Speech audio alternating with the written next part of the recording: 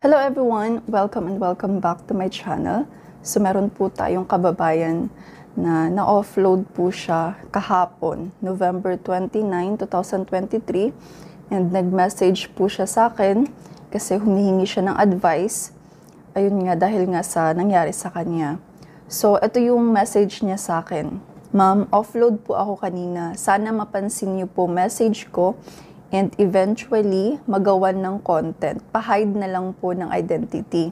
Alam ko po may mali din kami. Need ko lang po ng advice. So tawagin na lang po natin siya sa pangalang Miss K. And then sabi niya, bali flight ko po dapat kahapon 4 p.m. papunta ng Macau. First time traveler po. Yung partner ko po is nagtatrabaho sa Macau sa airport. Pero umalis po siya ng bansa as tourist.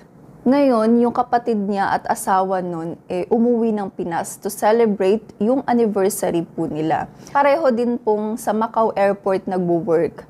Kasabay ko po sila sa flight sana kahapon.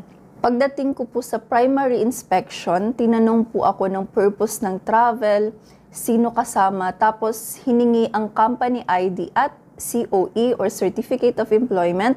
Nasagot ko naman ng maayos tapos tingin daw sa camera. Sabi nung IO, ma'am, punta po kayo doon. So, tinuro po siya doon sa second inspection. Dahil first time traveler po kayo, ipaparecord ko lang po kayo. Ganun po ang sabi niya. Pero alam ko na po na second inspection yung ibig sabihin niya. And then, ayun nga, kapag dadaan po tayo sa secondary inspection, meron po silang form na ipapa-fill up. Ito po yun. So, ito po yung form niya.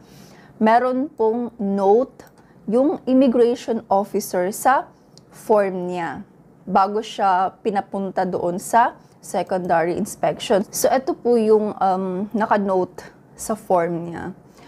Bound to Macau, travel with alleged relatives, to visit alleged partner, first time travel, and then itong tatlo na to ay yung parang mga code na nila to, sila lang nakakaintindi kung ano ba to. And then, registration for further assessment. So, ayan po. And then, ayun nga, nandun na siya sa secondary inspection, finilapan niya na itong form. And sabi niya, pagdating ko po sa second inspection, same question din po. And pinakita ko din yung Certificate of Employment at Company ID ko. And doon ko na nga po sinulat sa form na may partner akong pupuntahan sa Macau. Tinanong niya po ako kung may bank account ako. Sabi ko po, wala.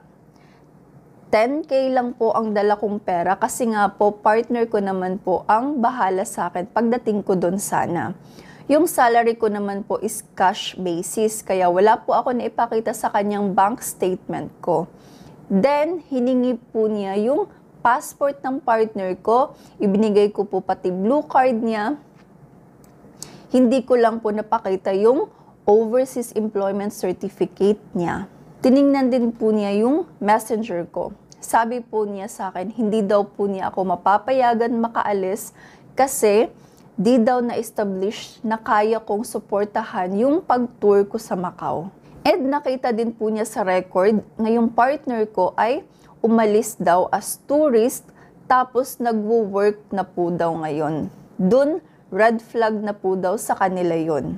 So, ito yung binigay sa kanya na slip from immigration. Meaning, ito po yung mga documents na dapat niyang i-comply kapag gusto niyang mag-flight ulit. So, nakalagay dito, tourism, and then, ito nga, tourism requirements, and then meron siyang sponsor, yung pangalan ng sponsor niya, yung boyfriend niya.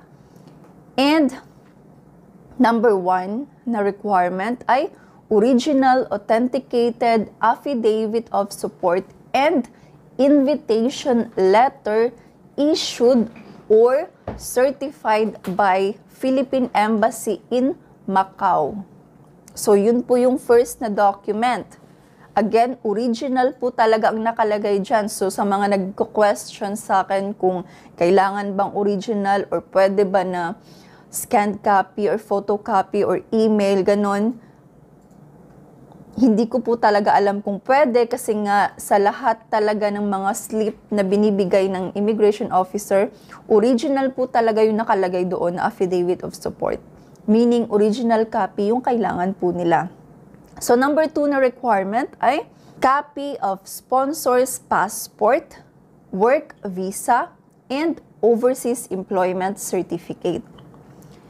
Number 3, proof of relationship. Pictures together, and kung meron, remittances. Ganon. And number 4 ay return ticket. So, yan pong 4 na requirements ang ni-required ng immigration officer sa kanya kung gusto niyang mag-flight ulit. So, ito yung sabi ni Miss K. Binigyan niya po ako nito. Inas ko po si immigration officer kung pag nakompleto ko po ba ang mga requirements na yan, makakaalis na po ako. Sabi po niya, depende pa din po daw yun sa immigration officer kung papayagan ako. Sabi ko nga po sa kanya, so parang wala na po pala akong pag-asa makaalis ng bansa. Ngayon po ma'am, ask ko lang po, may time frame po ba yung pagkaka-offload sa akin? I mean, kailan or ilang months po ba pwedeng sumubok ulit na makaalis? So wala pong time frame or pwede kang makaalis ulit anytime as long as makompleto mo yung requirements na ni-required nila, yung nasa list na binigay nila sa'yo. So pwede kang mag-flight ulit, basta kompleto mo lang yon. Basta makompleto mo lang yung mga requirements na yon. And possible po ba na makaalis ako kung may record na ako na offload at yung record ng partner ko na tourist umalis pero nag-work doon sa Macau? Bali, pag nakompleto po namin yung requirements na need ko i-comply, may possibility po kaya na ma-offload naman ako kasi ang sponsor ko is na-trace nila na tourist umalis tapos doon nag-work. Sabi po kasi nung immigration officer, red flag na daw po yun sa kanila. Yes, of course, yun po talaga yung pinaka-main red flag sa kanila. Na kapag nag-tourist ka and then pagdating mo doon, hindi ka na umuwi at nag-work ka na doon. Kaya naman, yung iba nating kababayan ay nahihirapan silang mag-travel as tourist dahil nga doon sa case na yon. So kahit na hindi nila kaano-ano yung mga Filipino na nag-stay doon, as tourist and then nagtatrabaho, yung iba nating kababayan ay alam niyo, nahihirapan silang mag-travel dahil nga doon sa mga cases na yon. So ayun, Miss K, possible ka pa rin talagang makaalis. Depende na lang talaga yan sa immigration officer na mag-handle sa'yo. And kapag nakita nila na talagang uuwi ka pa sa Pilipinas, na hindi ka mag-overstay doon, na hindi mo gagawin yung ginawa ng boyfriend mo.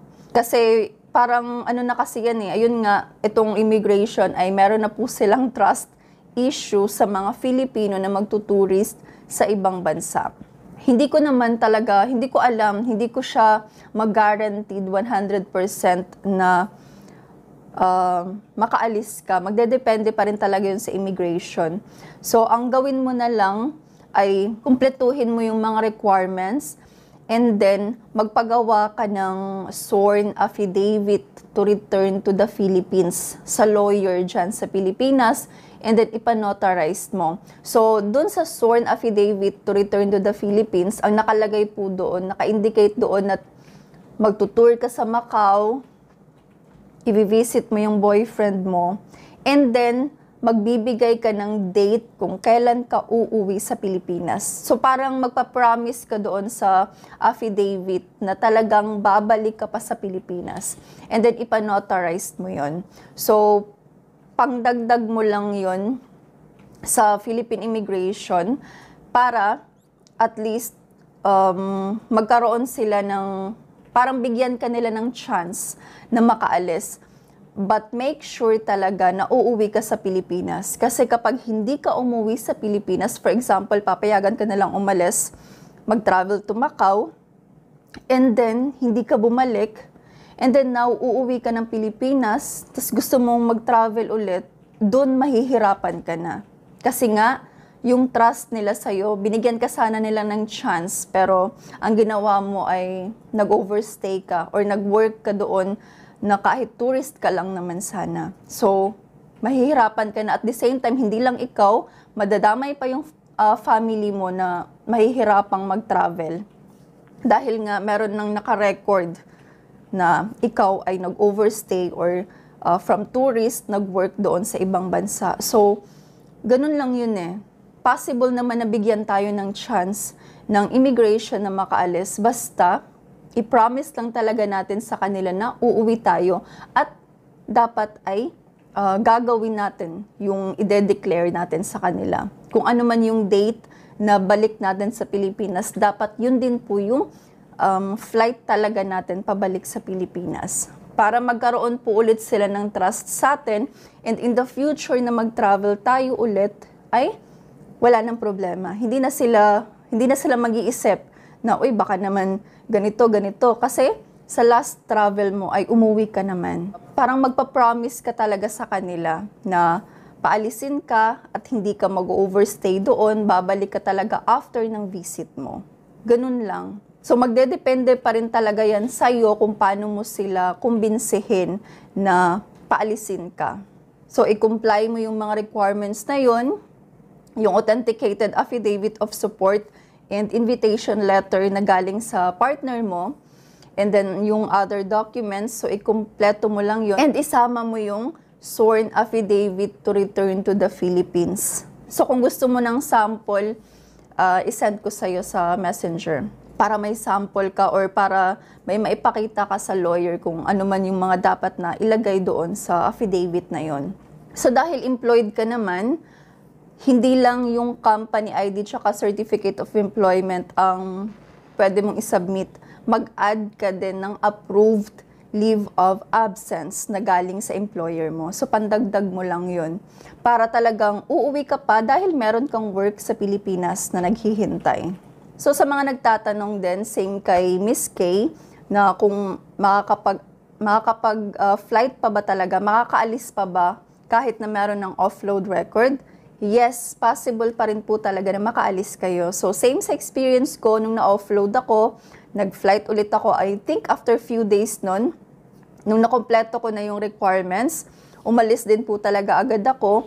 And ayun nga, sa mga na-mention ko sa video ko na usually kapag meron tayong offload record, dadaan tayo palagi sa secondary inspection. Hanggat hindi pa ma-delete yung offload record natin, ay posibleng palagi tayong dadaan sa sa secondary inspection. So ayun, madedelete lang po yung offload record natin kapag meron na tayong mga successful na travel history. So dapat talaga, pag once na na-offload tayo, make sure na kapag nakaalis po tayo, uuwi po talaga tayo sa Pilipinas kung anong date man yung dineclare natin sa kanila. Para in the next time na mag-travel ulit tayo, kahit na meron tayong offload record, ay walang magiging problema dahil meron na tayong successful na travel history. So yun po talaga yung importante. Meron pa rin pong chance na makaalis.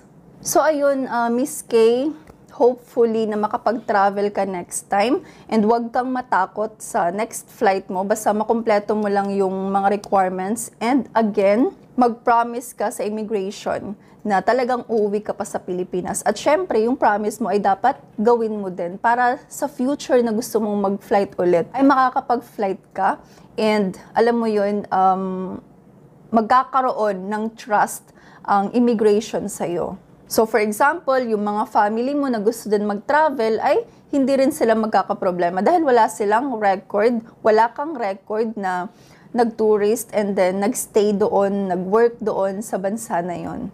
So kung meron po kayong mga questions, clarifications, or suggestions, i-comment niyo lang po. And kung sa tingin niyo po ay nakatulong itong mga videos ko, itong channel ko, mag-subscribe po kayo and i-click niyo po yung notification bell para ma-notify po kayo sa upcoming videos na gagawin ko.